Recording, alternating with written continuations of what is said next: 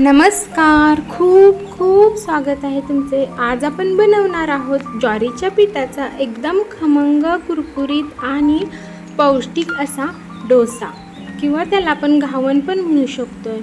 आणि त्याचबरोबर आपण टोमॅटो आणि ओल्या नारळाची चटणी पण बनवणार आहोत.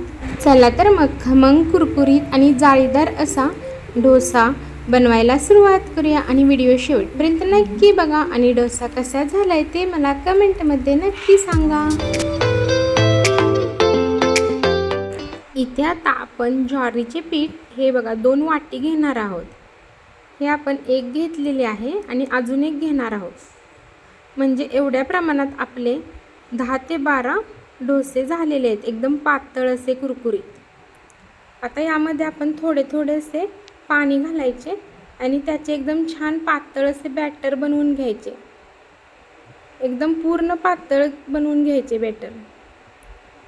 हे बघा असे एकसारखे हलवून त्यातील सर्व गाठी फोडून घ्यायच्या. एकसारखे असे मिश्रण तयार करून घ्यायचे. हे बघा अशा प्रकारे एवढे पातळ असे बॅटर बनवून घ्यायचे ह्याप्रमाणे. आता आपण त्यामध्ये इथे 3 ते 4 बारीक पेस्ट करून घेतलेली हिरवी मिरची घालून घ्यायचे. जेवढे आपल्याला तिखट हवे आहे त्याप्रमाणे आपण घालू शकतोय. आणि इथे आपण आले आणि लसणाचे छोटे छोटे बारीक तुकडे करून घेतलेले आहेत, म्हणजे दाताखाली आल्यावर चव खूप छान लागते. त्यामध्येच आता आपण हा बारीक चिरून घेतलेला कांदा घालून घेणार आहोत. आणि त्यामध्ये आता आपण हे 1 ते 2 चमचे जिरे घालणार आहोत. आणि त्यानंतर आता आपण हे चवीनुसार मीठ घातलेले आहे.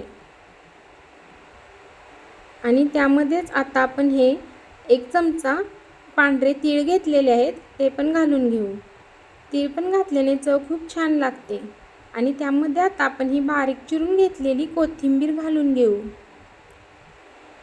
हे बघा आता आपण हे सर्व छान व्यवस्थित असे मिक्स करून घेऊ.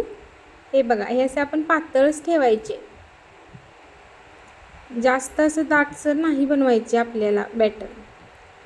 हे काय आपण झटपट एकदम पण करू शकतोय, पण आपण तोपर्यंत नारळाची चटणी करू. हे आपण असेच ठेवू 5 ते 10 मिनटं आणि त्यानंतर बनवूया. इकडे आता आपण ही ओला नारळ, टोमॅटो आणि मिरची, आणि इकडं नारळ आणि मिरची असे 2 प्रकारची चटणी बनवणार आहोत. पहिले आपण टोमॅटो आणि नारळ आणि मिरची असे बारीक करून घेऊ. यामध्ये थोडं आपण आले आणि लसणाची 1 ते 2 पाकळ्या पण टाकून घेतलेले आहेत. आणि हे सर्व छान बारीक करून घेतलेले आहे. यामध्ये आता आपण चवीनुसार मीठ घालू. यामध्येच घालू आणि हे सर्व आता आपण एका भांड्यामध्ये काढून घेऊ. हे बघा अशा प्रकारे. आणि आता आपण दुसरी चटणी अशाच प्रकारे मिक्सरमधून बारीक करून घेऊ. यामध्ये आपण कोथिंबीर, हिरवी मिरची आणि खोबऱ्याचे तुकडे घातलेले आहेत. यामध्ये पण आता आपण चवीनुसार मीठ घालून घेणार आहोत. हवे असल्यास थोडी साखर पण घालू शकतो. आता आपण ह्या दोन्ही चटणींना छान तडका देण्यासाठी हे बघा असे गॅसवरती एक छोटे पातेले ठेवलेले आहे. तडका पॅनमध्ये मावणार नाही, कारण आपण दोन्हीला जास्त करणार आहोत. यामध्ये आपण 2 ते 3 चमचे तेल घातले आहे. त्यामध्ये तेल तापल्यानंतर मोहरी घालू आपण 2 ते 3 चमचे छोटे. आणि त्यामध्येच आता आपण ही उडदाची डाळ घातलेली आहे 2 मोठे चमचे. उडदाची डाळ घालण्याने दाताखाली आल्यावर चव खूप छान लागते. त्यामध्येच आता आपण इथे कढीपत्ता घातलेला आहे, तो पण भरपूर घालायचा. म्हणजे आता आपण हे तेलामध्ये चांगले भाजलेले आहे. त्यामध्ये आपण इथे लाल मिरच्या घालू 2 ते 3 तेलामध्येच तडक्यासाठी. आणि हे बघा आता आपण हा तडका सर्व दोन्ही चटणींना देऊन घेऊ.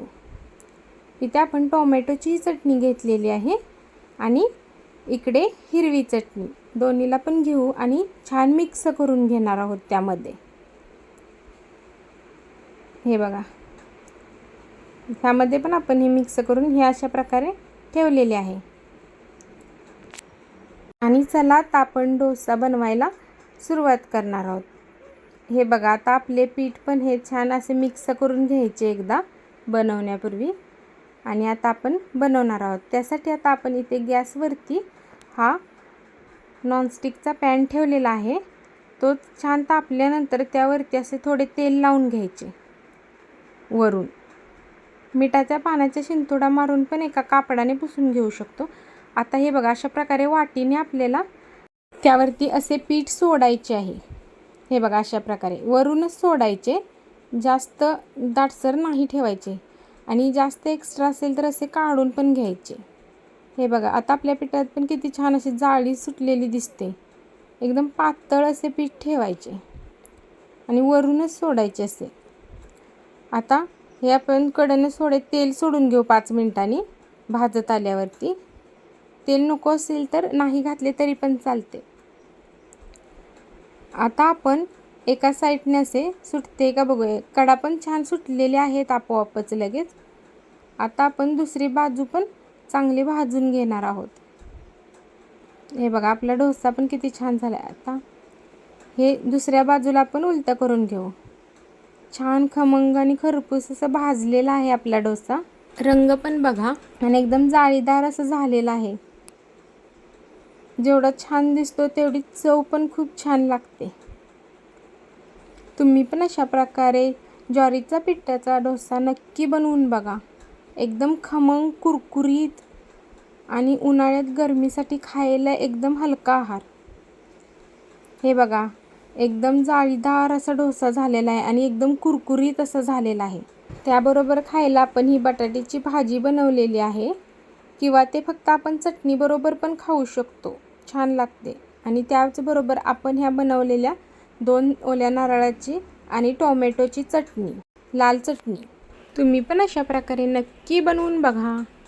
व्हिडिओला लाईक करा, शेअर करा आणि चॅनेलला सबस्क्राईब करा आणि बेल आयकॉनवरती सुद्धा क्लिक करा, म्हणजे अशाच नवनवीन रेसिपीची नोटिफिकेशन तुम्हाला लवकर मिळेल.